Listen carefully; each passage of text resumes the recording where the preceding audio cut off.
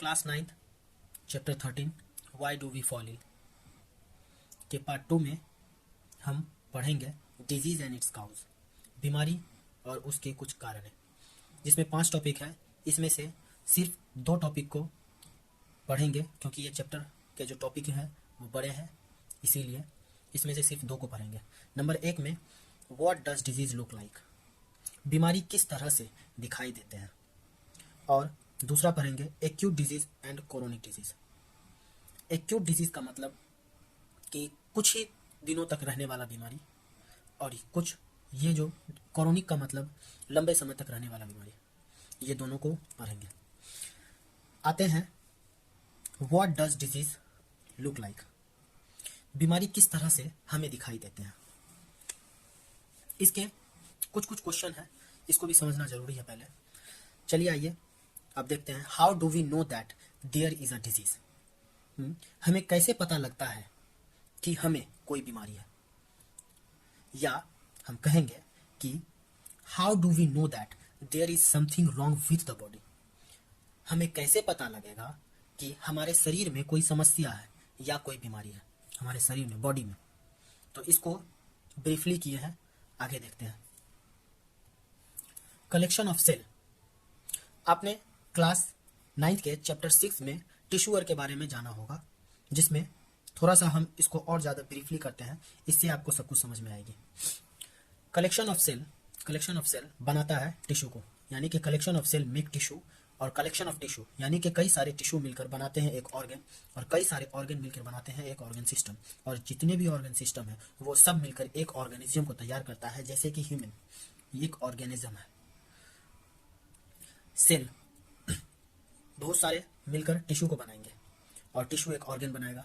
ये ऑर्गन कौन कौन हो सकता है, जैसे कि मान लीजिए लंग्स, किडनी, हार्ट, ये सब ऑर्गन है। और ऑर्गन सिस्टम क्या क्या है, digestive system, respiratory system, cardiovascular system, ये सब एक ऑर्गन सिस्टम है, और ये सब मिलकर एक ऑर्गेनिज्म को बनाते हैं। इसी को अभी हम थोड़ा सा और क्लियर करेंगे नीचे में, देखिए अभी आता है। Each organ system has a specific organ for particular function, जितने भी ऑर्गन सिस्टम है उसके पास एक खास ऑर्गन होता है पर्टिकुलर फंक्शन के लिए, अलग अलग फंक्शन के लिए। एग्जाम्पल के तौर पर हम लेंगे डाइजेस्टिव सिस्टम। डाइजेस्टिव सिस्टम क्या है, ऑर्गन सिस्टम है। डाइजेस्टिव सिस्टम ऑर्गन सिस्टम है। इसमें क्या क्या है, ऑर्गन क्या है, stomach, small intestine, large intestine organ है। स्मॉल इंटेस्टाइन के अंदर फूड जो हम चबाते हैं वो लगभग 4 से 5 घंटा रेस्ट में रहता है, और इंजाइम का मिक्सिंग होता है। और स्मॉल इंटेस्टाइन के अंदर क्या होगा कि इंजाइम जो डाइजेस्ट फूड होता है उसके अंदर से प्रोटीन, मिनरल्स, विटामिन, ये सब को निकाला जाएगा माइक्रोविलाई के थ्रू। जाल होता है उसके अंदर स्मॉल इंटेस्टाइन के अंदर। और लार्ज इंटेस्टाइन क्या करेगा कि मैक्सिमम एब्जॉर्प्शन करता है पानी का। ये सब ऑर्गन के पास एक अलग अलग खास फंक्शन होते हैं। पर्टिकुलरली डाइजेस्टिव सिस्टम का काम क्या है कि फूड को डाइजेस्ट करना। तो एग्जाम्पल नंबर 1 में समझ गए। दूसरा एग्जाम्पल और लेंगे जो आपको समझ में आए बढ़िया से। मस्कुलो एस्केलेटल सिस्टम, मस्कुलो मतलब कि मसल्स, एस्केलेटल मतलब एस्केलेटन, मसल्स एस्केलेटन, एस्केलेटन मतलब कंकाल। तो इससे समझ में आ रहा है muscles, मस्कुलो skeletal system. मस्कुलो skeletal system में मसल्स प्लस बोन। जैसे कि मान लो कि आपके पास बोन है पर मसल्स नहीं, तो आप कैसे दिखेंगे, कंकाल की तरह, ढांचा बहुत भद्दा दिखाई पड़ेंगे। लेकिन मसल्स हैं तो कितनी खूबसूरतें आपके चेहरों पे रहेगी, ये आप जानते हैं।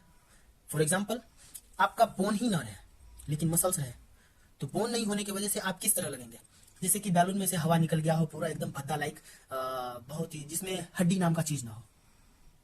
तो बोन ही नहीं तो कोई काम ही नहीं। इसको और देखेंगे, आगे बताते हैं। अब आता है हमारा डिजीज। अब तो हमारा ये जो है कि वाई डिजीज लुक लाइक, यही ना था कि what does disease look like, कैसे दिखाई पड़ता है। तो डिजीज पे अब आते हैं। ये तो हम ऑल ओवर व्यू दे दिए थे उस समय कि डाइजेस्टिव सिस्टम क्या होता है, सबका अलग अलग काम है क्या है। लेकिन हम, मेरा चैप्टर ही कह रहा है कि why do we fall ill, हम बीमार क्यों पड़ते हैं। बीमार पड़ने की कारण डिजीज है, और डिजीज को ही हमको डिस्कस करना है। आगे नहीं जाएंगे। तो अभी आते हैं डिजीज पर। डिजीज क्या कर रहा है कि बॉडी फंक्शनिंग जो होता है अलग तरीके का दिखता है हमको। वी फील वर्स, मतलब कि हमें बहुत ही बुरा फील होगा, खराब जैसा फील होगा, हमें थोड़ा सा बॉडी में लगेगा कि हम कमजोर हैं और हम अच्छा कर नहीं रहे हैं, और थोड़ा सा लेजी टाइप का, आलसीपन ऐसा फील होगा। और अपीयरेंस डिसीज में ये दोनों लक्षण दिखा रहे हैं कि बीमारी में अपीयरेंस, हमारा जो दिखावा जो होता है, देखने की जो कोई लोग देखता है अगर हम लोग को तो लगते हैं हम बीमार टाइप का, हमको किसी से बात करने का मन भी नहीं होता है इस बीमारी की वजह से, कुछ भी कोई भी सिम्टम हो हम लोग को तो हाँ डिफरेंट अपीयरेंस डिफरेंट रहेगा। और डाउन बॉडी वर्किंग, हमारा जो वर्क करने का जो क्षमता होता है, हमारा बॉडी अलग अलग तरीके से काम करता है। जैसे अभी मान लो कि हम एक्टिव हैं, हमने पिछले लेक्चर में भी हम समझाए थे कि एक्टिवनेस का मतलब क्या होता है। हाँ, हम लोग फीलिंग गुड, अच्छा रहेंगे और हेल्दी रहेंगे, ये सब के बारे में समझाए थे।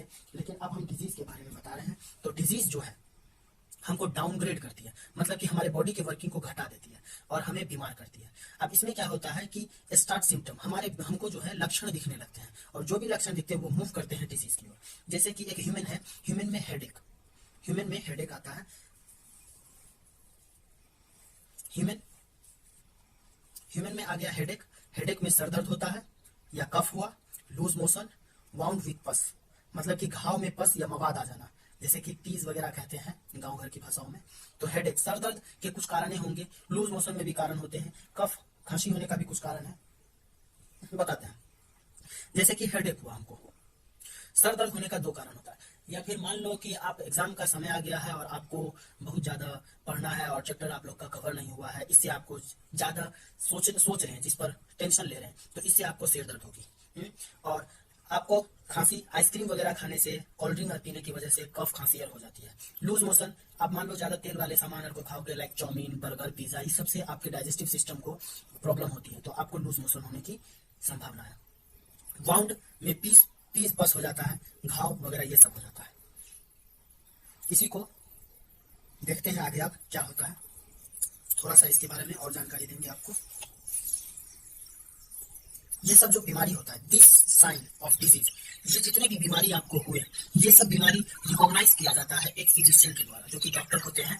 वो इस बीमारी को देखते हैं और इस लक्षण के बारे में पता लगाते हैं, और इसको लेबोरेटरी में भी टेस्ट किया जाता है, जैसे कि पैथोलॉजी है, जिसे जांच घर के नाम से जाना जाता है, वहां पे चेक करता है। और ये भी चेक किया जाता है कि क्या और कोई डिजीज तो नहीं है, तब डॉक्टर रिकमेंड करते हैं मेडिसिन के बारे में। अब आएंगे acute and chronic diseases. Acute और क्रोनिक डिजीजेस क्या है, हम पहले भी बता चुके थे एक्यूट और क्रोनिक डिजीजेस के बारे में। चलिए और आगे देखते हैं इसको।